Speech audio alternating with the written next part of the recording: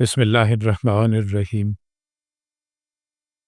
اگر آپ سمجھتے ہیں ذکر صرف تسبیح ہے تو یہ ویڈیو آپ کی سوچ بدل دے گی۔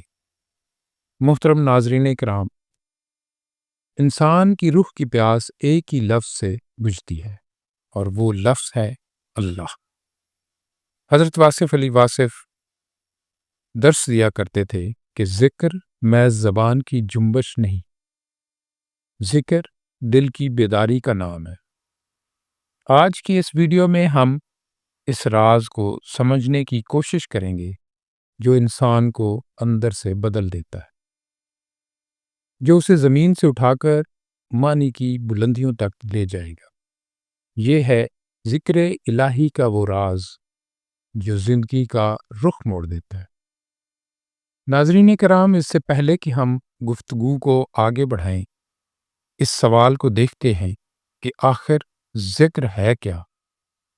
ذکر صرف تسبیح کے دانوں کا نام نہیں، یہ ایک کیفیت ہے، ایک قرب ہے، ایک ساتھ ہے۔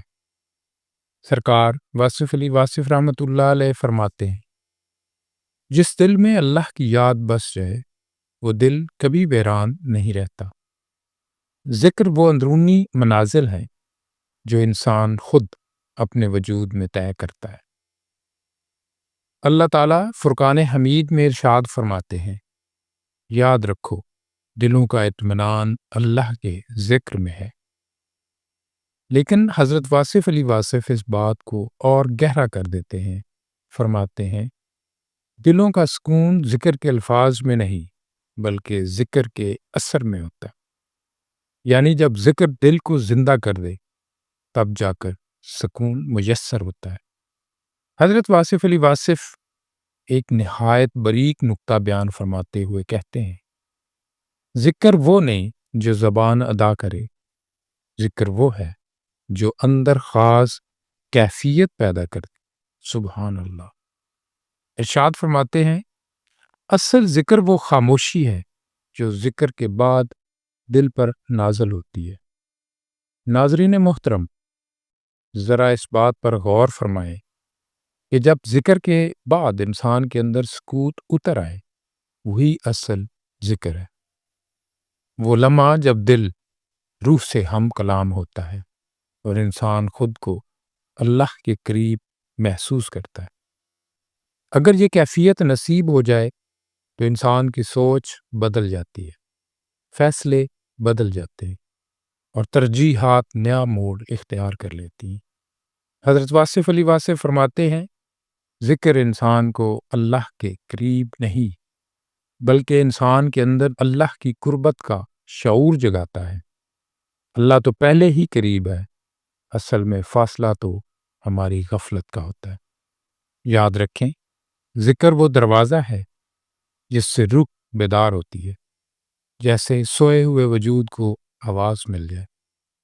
اسی لیے فرمایا کرتے تھے، اللہ کا ذکر وہی کرتا ہے جسے اللہ یاد فرما رہا ہو۔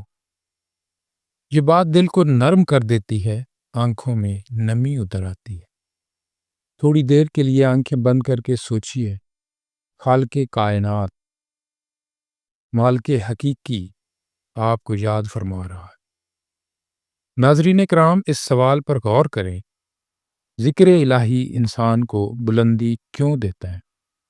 حضرت واصف علی واصف فرماتے ہیں، اللہ کی یاد انسان کو اس کی حقیقت سے روشناس کرا دیتی ہے۔ جب دل میں معرفت جاگتی ہے تو حسد، خوف، لالچ، بغض خود بخود پیچھے ہٹنے لگتے ہیں۔ فرماتے تھے، اللہ کا ذکر انسان کو وہ بنا دیتا ہے جس کے لیے وہ پیدا کیا گیا تھا۔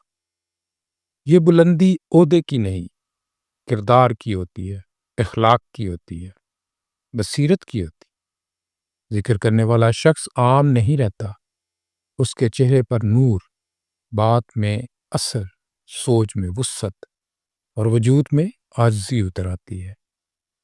آئیے ناظرین محترم جانتے ہیں کہ ذکر کا سب سے بڑا راز کیا ہے۔ حضرت واصف علی واصف فرماتے ہیں، ذکر کا راز دوام میں ہے، یعنی وہ ذکر جو عارضی نہ ہو، بلکہ دل میں ٹھہر جائے۔ مزید وضاحت بیان کرتے ہوئے فرماتے تھے ذکر کے دو حصے ہیں، ایک وہ جو بندہ کرتا ہے اور ایک وہ جو اللہ بندے کے اندر کرتا ہے۔ وہی ذکر انسان کو بدل دیتا ہے اور دنیا اس کی نظر میں چھوٹی ہو جاتی ہے۔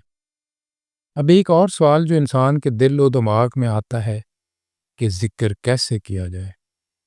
حضرت واصف علی واصف فرماتے تھے ذکر کے لیے کسی خاص جگہ کی ضرورت نہیں، بس دل کا حاضر ہونا کافی ہے۔ بیٹھ کر کرو، چلتے ہوئے کرو، خاموشی میں کرو، سانسوں کے ساتھ کرو، بس دل کو یاد کی سمت موڑ دو۔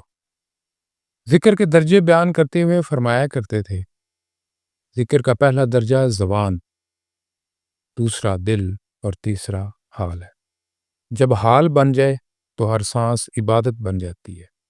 ناظرین محترم، آخر میں ان کا ایک انمول جملہ، ذکر اللہ مانگنے کا نام نہیں، اللہ کے ہو جانے کا احساس ہے۔ اگر یہ احساس مل جائے تو زندگی خود بخود بدل جاتی ہے۔ ذکر روح کو جگاتا ہے، ضمیر کو زندہ کرتا ہے، اور جب دل بیدار ہو جائے تو کردار میں خوبصورتی، گفتار میں نرمی اور وجود میں عاجزی پیدا ہو جاتی ہے، اور اللہ کو اپنے عاجز بندے کا یہی حال سب سے زیادہ پسند ہے۔ ناظرین محترم، کبھی دل سے ذکر کر کے دیکھیے، آپ کو سکون اور سرور کی وہ کیفیت ملے گی جو لفظوں میں بیان نہیں ہو سکتی۔ آخر میں دعا ہے اللہ تعالی ہمیں سچا ذکر عطا فرمائے، ہمارے دلوں کو اپنی یاد سے آباد کرے اور ہمیں ان بندوں میں شامل فرمائے جنہیں وہ خود یاد فرماتا ہے۔ آمین یا رب العالمین۔